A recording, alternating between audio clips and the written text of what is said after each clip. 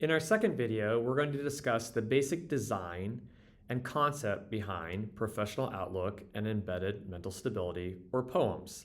Again, this was our embedded skills platform that we designed for the state of Colorado based off the Colorado Essential Skills. In just a moment, I'll show you some slides that give you some further detail into the design of this concept and greater insight into how these skills will infuse themselves into the classroom in a way that is facile for teachers and does not add burden. Furthermore, we'll talk about the specific points of emphasis that POEMS provides in terms of benefiting students. From the introduction, you know the goal. We want to increase skill acquisition, which in turn will boost self-efficacy and a greater sense of self-worth. But I want to walk you through the logistics of how we do that. So let's transition to some slides. Now that we've moved through some of the introductions of the logistics and design behind POEMS, I want to get into specifics. The embedded skills platform we created, known as POEMS, really stands upon three pillars. The first one is that content becomes the catalyst, or academic standards become the catalyst for skill development, and I'll explain in just a moment how. The second is that students can track their skills over time and see what skills they're developing with great proficiency and which ones they still may be struggling with. And the third is real-time data collection occurs to influence teacher strategies and give some feedback to the students as well. So regarding the first pillar, content, we all know we have to teach the state standards, and that's not negotiable. And so we would never design an initiative that would ask teachers at this point to change their lesson plans or modify things to a large extent. Teachers already have way too much on their plates, and rates of burnout are high. But what we are asking to do is for teachers to use their professional judgment and restore some fun back in their classroom. When they are choosing the topic of the day that they're required to teach by the state of Colorado, they do have full license to determine what depth they'll go into that topic. Will they spend 20 minutes on it, 40 minutes? Does it need work time? Is this something they can just discuss openly as a group? Do they want individual assignments? These are all the choices as a classroom teacher. But regardless of what you're teaching that day, you know you'll use an instructional strategy and that students will need skills to accomplish that instructional strategy or task. So for this assignment, what skills does the student need to perform well? They'll be asking the same question from their vantage point. Or from a student perspective, now that I know what skills I need, how do I practice them or develop them? How does this assignment help me develop them? Will these skills be useful for me in the future? How? Can I use them in extracurriculars? Could I use them in a career that I think I'm interested in? Who can I turn to for advice or help? These are all questions we want to be intentional about.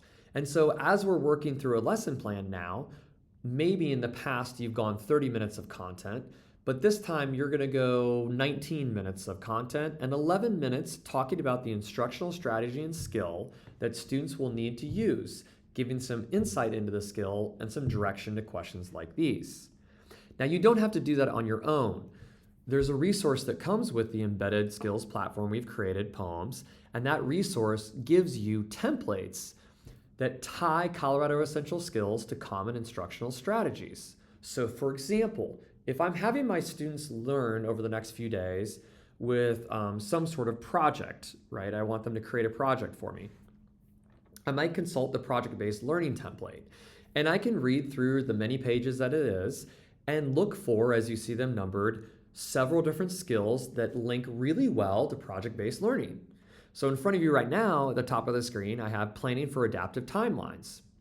Kids often struggle with organization, and the ones that are a little bit ahead are happy to make a timeline, but don't realize, or maybe haven't fully realized, that things will go wrong. As a result, if their timeline is too tight, they can't make adaptations and they find themselves stressed out. So you can imagine for a moment, you explain the content, you assign this project, the kids have received your instructions, and now you've created 9 to 10 minutes in your class to follow this outline discussion below. You're going to talk to them, as the prompt suggests, how timelines offer a great way to organize their work, time, and energy. However, they're never perfect. We want to create some wiggle room. And to help familiarize students with the benefits of what's called an adaptive timeline, you're going to assist them with the process of building out a normal timeline and then modifying it to become an adaptive timeline. If you as a veteran teacher want to do that in your own way, wonderful. If you as a new teacher want to follow the precise resource we created for you, you would go to those pages, photocopy it, and hand it out to your students. Now we've been deliberate about this skill, and they've had the opportunity to tie it in to a real life assignment. We even created some skills that tie into CES, but also support preventive mental health in the sense that they're trying to create the right environment and frame of thinking to create a good mental health baseline or solid self-esteem foundation. So you can see this one. If I am assigned an oral presentation, most students, most adults in fact, are nervous about talking in front of a large audience. So we're going to deal with that head on. The students know it, you know it, why not talk about it? Here are some ways that you can address the common challenges of speaker anxiety that tie into self-awareness, personal responsibility, and some CASEL standards as well. So we're not deviating from what Colorado wants, we're just being deliberate about it. And here are 3 options that you see in front of you that I can use in my class if I've secured enough time, and perhaps they have 5 days to work on this presentation, and I'm going to slip in all 3 options over the next 5 days, giving them strategies and ways that they can mitigate their speaker anxiety. Again, real life skill that's infusing with a lesson plan that I'd already created. Now, the second thing we want to do is allow students to track their developments over time. This makes them at the front of part of the process and actually allows them to lead the process in some ways. So a skill tracker is used where students can mark off skills almost like a bingo board that they are working with. They can see how many times they visit them in the semester. They can save examples of work that showcase those skills, and they can see how their work is improving, hopefully, over time. And so this allows students to be very deliberate and follow their growth over time, which is really exciting because they start to learn what skills they're fantastic at, what skills they're okay at, and what skills they want to develop more. In the Poems product, there is a digital and paper version of a Beyond the Standard skills tracker that you'll receive in the baseline product. You may have your own software version, and that's fine too, but we wanted to make sure you had something with instructions that would guide you through the process. What's really important for this, and we saw in the Carson Middle School trial, is that students quickly began to notice a sense of the following 3 things. First, they loved finding what skills they were high performers in. Secondly, they were willing to admit there were some skills that they were a little poor at and still kind of struggling. And we talked to them more specifically in a customized way about what they could do to practice in those areas. But I would argue that the middle bullet point you see there was probably the most important, and that is that students realize that there's a lot of skills they're going to be average at. And this is not a bad thing. In reality, most of us live our life in the average zone. There are some things that we're fantastic at, there are some things we're not so great at, but everything else we're pretty average. I've been blessed to go down a math and science career pathway. That's where my green excellence lands in this slide. However, if you ask me to change a tire, I'm shockingly average. Hanging a photo, shockingly average. You can see where this is going. Students need to realize this too.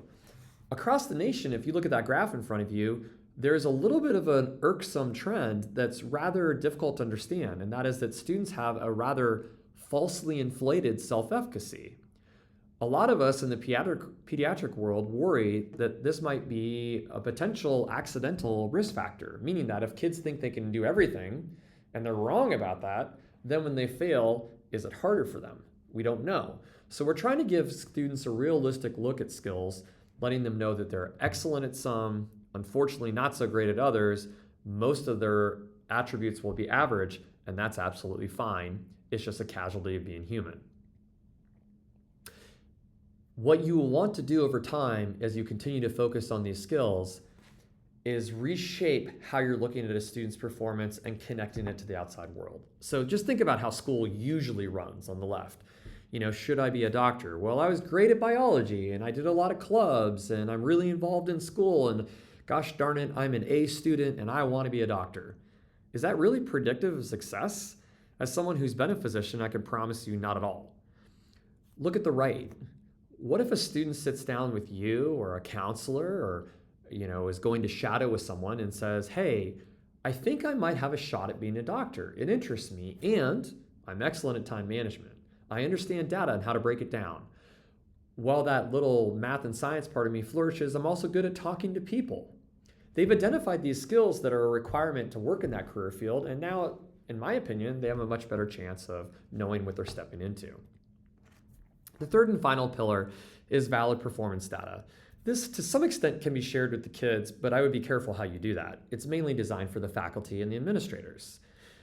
Specifically, it allows teachers to visualize the quantitative impact they're making at one moment in time and how that's developing over the course of a semester or year, which is awesome because if you're querying the kids 2 to 3 times a year, you can make adjustments as you go.